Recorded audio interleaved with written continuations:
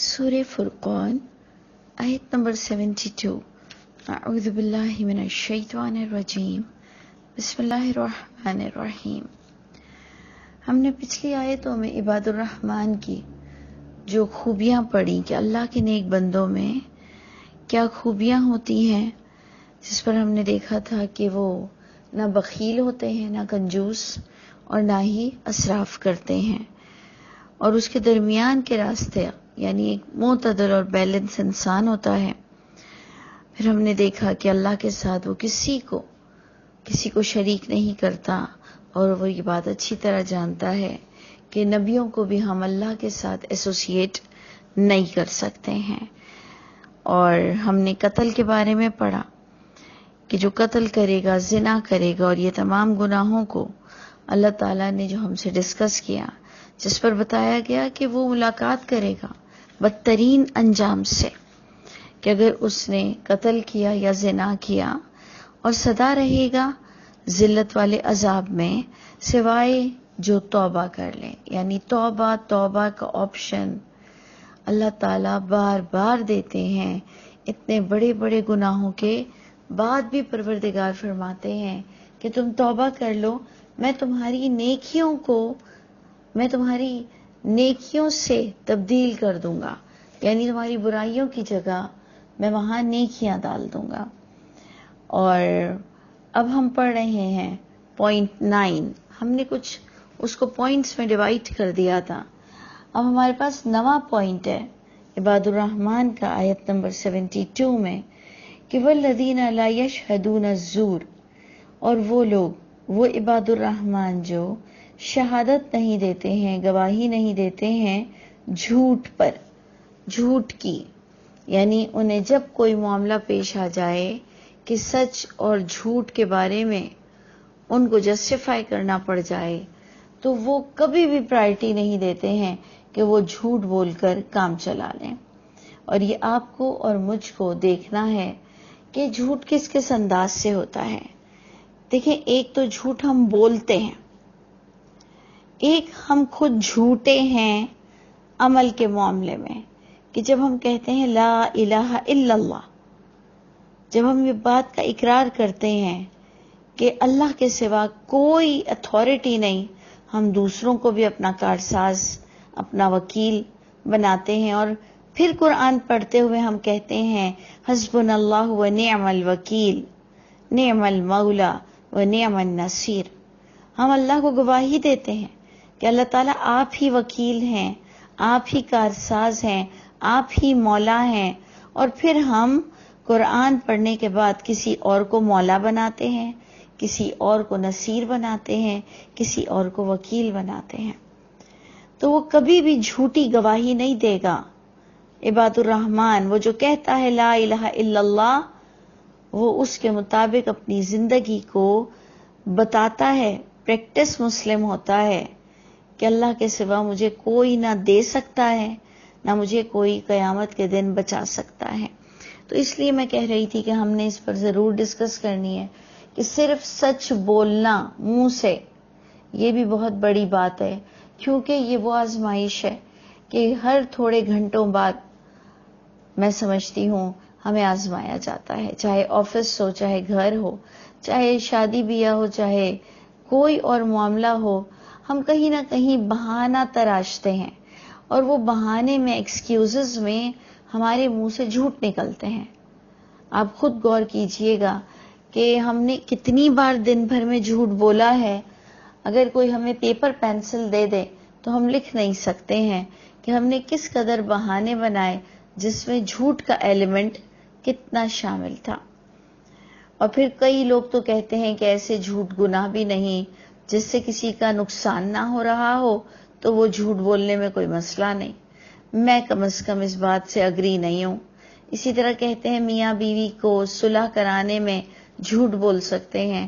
کم از کم میں اگری نہیں ہوں اس چیز سے کہ آپ کو جھوٹ کسی بھی صورت میں بولنے کی اجازت نہیں. اور یہی جھوٹ کا اپوزٹ ہے صدیقین، جو عباد الرحمن کی ہی صفت ہوتی ہے کہ وہ جھوٹ نہیں بولتا، یعنی وہ صدیق ہوتا ہے. ایک تو صدیق ہے، دوست، ایک ہے صدیق.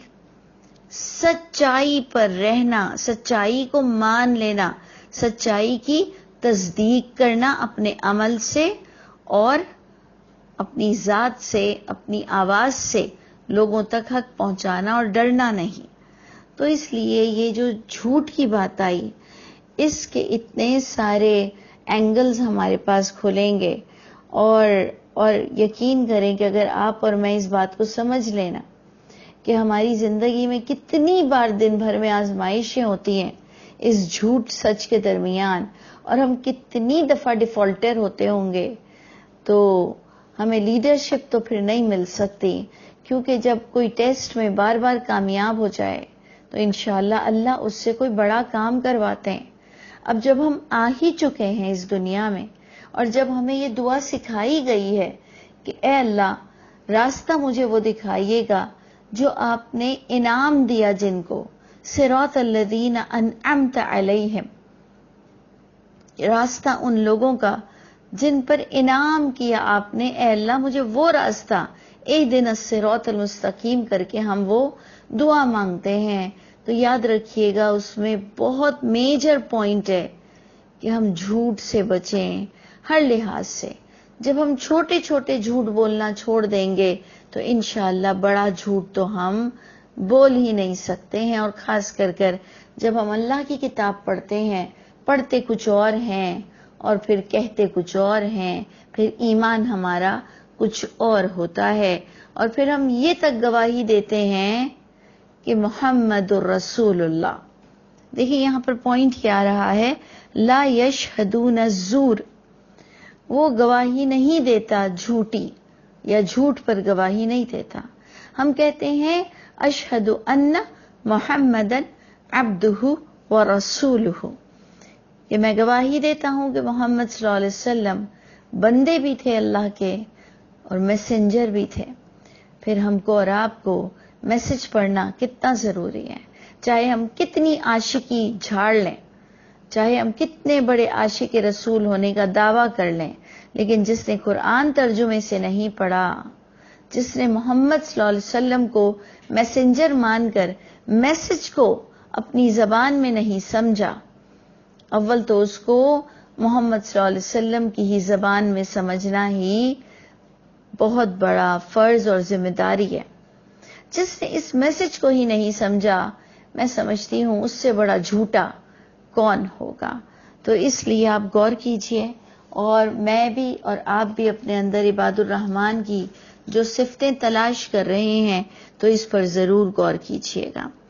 اب دیکھیں پوائنٹ نمبر 10 عباد الرحمن میں ہمیں ملتا ہے کہ وَإِذَا مَرُّوا بِاللَّغْوِ مَرُّوا كِرَامًا، کہ وہ عباد الرحمن میں وہ صفت ہوتی ہے کہ جب وہ گزرتا ہے کسی بے حیائی سے، بکواس سے، فضول چیزوں سے، تو گزر جاتا ہے بڑی ہی سنجیدگی کے ساتھ، بہت ڈیسنٹ انداز میں گزر جاتا ہے، بہت ہی کریم انداز میں، کرامہ، بڑے ہی عزت کے ساتھ گزر جاتا ہے۔ اب یہ ہمیں اپنی لائف میں کیسے نظر آتا ہے کہ کوئی بے حیائی کے جوکس ہو رہے ہیں، کوئی بے حیائی محفل میں ہو رہی ہے، اور کوئی گالی گلوچ، کوئی فضولیات، کوئی غیبت، کچھ بھی فضول۔ دیکھیں لغو کا معنی یہ بھی ہوتا ہے کہ اللہ رسول پر جھوٹی محفل سجی ہوئی ہے، کہ جس کا قرآن سے دور دور تک تعلق نہیں، اور آپ اور میں اللہ رسول پر جھوٹ بولتے ہوئے ہیں۔ لغو میں بے حیائی بھی شامل ہوتی ہے، آپ اور میں گزر رہے ہیں، اتنے بڑے بڑے ننگے پوسٹرز لگے ہوئے ہیں۔ بہت ہی آپ دیکھیں کہ اگر آپ فورن کنٹری میں جائیں یا آپ اپنے مسلمان کنٹریز میں سینما ہال کے پاس سے جائیں، یا آپ یہ جو ساری ڈیوائسز ملتی ہیں جہاں پر بڑے گندے گندے پوسٹرز لگے ہوئے ہوتے ہیں، تو چاہے آپ کسی بے حیائی کی محفل سے گزر رہے ہوں، چاہے آپ کے پاس سے کوئی عجیب سی ڈریسنگ میں عورتیں گزر رہی ہوں، یہ تمام چیزیں ہماری لائف میں گزرتی چلی جاتی ہیں۔ اب یہ آپ پر ڈیپینڈ کرتا ہے کہ آپ کی نظریں کہاں تک جاتی ہیں، یا کم از کم میں اور آپ یہ سوچ کر ٹی وی کے سامنے بیٹھتے ہیں کہ ہمیں تو جسٹ ٹاک شو دیکھنا ہے یا ہمیں خبریں سننی ہیں۔ اس کے درمیان کتنی فضول کمرشلز آتی ہیں، کتنی فضولیات ہوتی ہیں. تو یہ تمام چیزوں میں جب وہ کسی بے حیائی سے گزرتے ہیں تو بہت ہی ڈیسنٹ انداز میں وہ گزر کر دکھا دیتے ہیں، وہ انوالو نہیں ہوتے ہیں. وہی پچھلی جو ہم نے ابھی کچھ دنوں پہلے ڈسکس کیا تھا کہ کشتی اور پانی ساتھ ساتھ چلتے ہیں. دنیا میں ہمیں گزرنا ہے دنیا داری کے ساتھ، لیکن اپنے آپ کو بچاتے ہوئے چلنا ہے، اور اللہ نے اتنی طاقت ہمیں ضرور دی ہوئی ہے. یہ بھی بہت ہی امپورٹنٹ پوائنٹ تھا کہ جب وہ بے حیائی سے عباد الرحمن گزرتا ہے تو بہت ہی اپنے آپ کو، اپنے پہلو کو بچاتے ہوئے سنجیدگی کے ساتھ گزر جاتا ہے. پھر پوائنٹ نمبر 11 کو دیکھیں، وہ بھی بہت امپورٹنٹ ہے. والذین، اور وہ عباد الرحمن جو اذا ذکروا بآیات ربہم، اذا ذکروا، جب انہیں تلقین کی جاتی ہے، جب نصیحت کی جاتی ہے انہیں، بآیات ربہم، اپنے رب کی آیات کے ساتھ جب انہیں نصیحت اور تلقین کی جاتی ہے، لم یخروا علیہا صما وعمیانا، تو بہت بہت امپورٹنٹ بات ہے کہ جب انہیں اللہ کی کتاب سے بھی نصیحت کی جائے تو نہیں وہ گر پڑتے ہیں ان آیتوں پر بہرے اور اندھوں کی طرح، بغیر غور کیے ہوئے، بس جو سنا تو سمجھا کہ بس کچھ سمجھ ہی نہیں آ رہی ہے، لیکن ماشاء اللہ بے شک کر رہے ہیں، آمین آمین کر رہے ہیں، اور اس کی انٹرپریٹنگ ان کے سر پر سے گزر گئی، نہ وہ سمجھنے کی کوشش کر رہے ہیں، اندھے بہروں کی طرح بس جو سنا بس اس پر عمل کیا. اس کی ایک ایگزامپل میں آپ کو دے دوں کہ اللہ تعالی ہمیں بار بار فرماتے ہیں کہ تمہاری محنت کی قدر کی جائے گی، تمہاری محنت کی قدر کی جائے گی. پھر اللہ فرماتے ہیں کہ میں جسے چاہتا ہوں گمراہ کر دیتا ہوں. پھر اللہ ہمیں بتاتے ہیں آیتوں میں کہ میں نے تمہارا اٹھنا ہی پسند نہیں کیا، تو بیٹھے رہو بیٹھے رہنے والوں کے ساتھ. یہ آیتیں جب ہم پڑھتے ہیں تو ہم بے شک کرتے ہیں، ماشاءاللہ کرتے ہیں. ہم یہ نہیں سمجھتے ہیں کہ اللہ تعالیٰ نے کیا کہا کہ میں گمراہ کرتا ہوں جسے چاہتا ہوں. تو ہمارے اندر یہ کویسچن ریز نہیں ہوتا کہ میرے اللہ، آپ ہمیں گمراہ خود ہی کر دیتے ہیں، پھر آپ ہم سے ہدایت کی طلب بھی کرتے ہیں، پھر آپ ہمیں دعا بھی سکھاتے ہیں، اہدنا الصراط المستقیم صراط الذین انعمت علیہم، اور پھر آپ کہتے ہیں کہ میں جسے چاہتا ہوں ہدایت دیتا ہوں. تو اے میرے رب، آپ جب رحمان ہیں، آپ رب ہیں، آپ اللہ ہیں، تو جب سب کچھ آپ کے ہاتھ میں ہے تو آپ ہی ہدایت دیں گے اور آپ ہی گمراہ کر دیں گے. یہ کیسے آپ اللہ ہیں؟ تو ہم کو پھر قرآن کو سمجھنا پڑ جاتا ہے، نہ کہ ہم یہ سمجھیں کہ ہاں اللہ بادشاہ ہے، اللہ جسے چاہے تو نیک لوگوں کو بھی گمراہ کر دے، اللہ جسے چاہے تو بیٹھے بٹھائے اس کو ذلیل کر دے، اللہ جسے چاہے تو بیٹھے بٹھائے اس پر پہاڑ ٹوٹ پڑے. اللہ فرماتے ہیں میں ظلم نہیں کرتا کسی بندے پر، انسان اپنی ذات پر خود ظلم کرتا ہے. اللہ فرماتے ہیں میں تو تمہیں بہت درگزر کے بعد پکڑتا ہوں. تو یہ ساری چیزوں میں ہمارے آپ کے اندر ایک زندہ آدمی والی نشانیاں ہوں، نہ کہ ہم ایک بت بنے ہوئے ہوں، جو سن رہے ہیں بس سمجھ رہے ہیں، بس جو لکھا ہوا ہے یہی صحیح ہے. تدبر ہی نہیں کرتے ہیں، غور و فکر ہی نہیں کرتے ہیں کہ اللہ کون ہے، اللہ کیا ہے. اللہ نے کسی کو اتھارٹی نہیں دی ہے.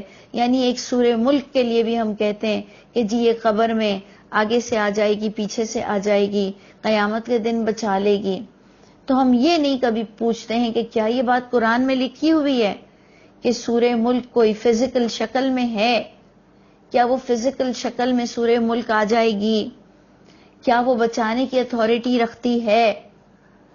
یہ چیزیں ایسی ہیں کہ اللہ تعالیٰ ایسے لوگوں کو بہت پسند کرتے ہیں جو غور و فکر کرتے ہیں، جس کی ایک آپ کو تشبیہ دی گئی پچھلی آیتوں میں، جو کہ آپ کا 4تھ پوائنٹ تھا کہ وہ دعا کرتے ہیں کہ ربنا اصرف عنا عذاب جہنم، اے ہمارے رب ہم سے پھیر دیجئے گا عذاب جہنم کو، بے شک عذاب اس کا چمٹنے والی چیز ہے۔ یعنی یہ دیکھیں عباد الرحمن ڈرتا ہے کہ وہ اگر گناہ کرے گا تو اسے جہنم میں جانا پڑے گا، چاہے کہ وہ محمد صلی اللہ علیہ وسلم کا امتی کیوں نہ ہو۔ اور پھر جب ہم نے پوائنٹ نمبر 8 میں یہ تک دیکھ لیا کہ بڑھ چڑھ کر اسے گناہ ملے گا قیامت کے دن، اور وہ سدا رہے گا اس میں ذلیل ہو کر، سوائے یہ کہ وہ اچھا بن کر دکھا دے، پھر کوئی نبی کی سفارش کام نہیں آ سکے گی۔ تو یہ چیزیں ایسی ہیں کہ اگر میں اور آپ پورا دن بھی بیٹھ جائیں نا اس آیت کے لیے کہ اذا ذکروا بآیات ربہم، کہ جب تلقین کی جائے ان عباد الرحمن کو اللہ کی آیتوں کے ساتھ، تو وہ اندھے بہروں کی طرح ان آیتوں پہ نہیں گر جاتے ہیں، وہ اس پہ غور و فکر کرتے ہیں، اس پر ڈسکشن کرتے ہیں کہ پورا دن بھی گزر جائے تو اللہ کی باتیں ختم نہ ہوں۔ تو ہم نے یہ پوائنٹ نمبر 11 پڑھا، جو انشاءاللہ میں اور آپ اس کا عملی ثبوت دیں گے کہ انشاءاللہ ہم ایک ایک آیت کو ڈسکس کریں گے۔ اور پھر پوائنٹ نمبر 12 کو دیکھیے کہ والذین یقولون، اور وہ عباد الرحمن جو دعا مانگتے ہیں، جو کہتے ہیں ربنا ہب لنا، اے ہمارے رب عطا کیجئے، عطا کر دیجئے ہمارے لیے من ازواجنا، ہمارے جوڑوں میں سے، چاہے بیوی یہ دعا کر رہی ہے تو شوہر کے لیے، شوہر دعا کر رہا ہے تو بیوی کے لیے، وذریاتنا، اے ہمارے رب ہمارے جوڑوں میں سے اور ہماری اولادوں میں سے ہمیں قرۃ اعین دے دیجئے، آنکھوں کی ٹھنڈک دے دیجئے۔ آنکھوں کی ٹھنڈک کب ملتی ہے؟ جب وہ ہمارے فرما بردار ہوتے ہیں، ہمیں ان کو سامنے دیکھ کر آنکھوں کی ٹھنڈک ملتی ہے، ہمیں ان کی خوشیاں سن کر آنکھوں کی ٹھنڈک ملتی ہے، ہمیں ایک شوہر ہوتے ہوئے دوسرے شوہر کی سوچ نہیں ہوتی ہے، ہمارے پاس ایک بیوی ہوتے ہوئے ہم دوسروں کو تاڑتے نہیں ہیں، ہم انہی سے اپنی آنکھوں کی ٹھنڈک چاہتے ہیں۔ یعنی اتنا پاک باز انسان بیان کیا جا رہا ہے کہ جو اپنی بیوی اور شوہر پر اکتفا کرتا ہے، اپنے بچوں کو اچھی تعلیم دیتا ہے۔ آپ کا بچہ جب نماز پڑھتا ہے تو وہ آپ کی آنکھوں کی ٹھنڈک ہو جاتی ہے، وہ جب آپ کو پیار سے جواب دیتا ہے، یا آپ کے وہ جب مسکرا کر آپ کو دیکھتا ہے تو آپ کے دلوں میں ٹھنڈ پڑتی ہے۔ تو دیکھیں ایک عباد الرحمن کتنا نیک طبیعت انسان ہے، اپنے بچوں سے اور اپنے جوڑوں سے ٹھنڈک چاہتا ہے۔ اور بہت بڑا پوائنٹ، اور عباد الرحمن چاہتا ہے وجعلنا للمتقین اماما، اے ہمارے رب ہمیں پرہیزگاروں کا لیڈر بنا دیجئے، ڈرنے والوں کا لیڈر بنا دیجئے، ہمیں امام بنا دیجئے کہ ہم آگے چلیں اور لوگ ہماری اچھی باتوں کو فالو کریں۔ تو اللہ تعالیٰ ہم سب میں یہ کوالٹی بلٹ ان کر دے۔ اللہ تعالیٰ ہم جہاں کہیں غلطی پر ہوں ہماری اصلاح فرما دیجئے۔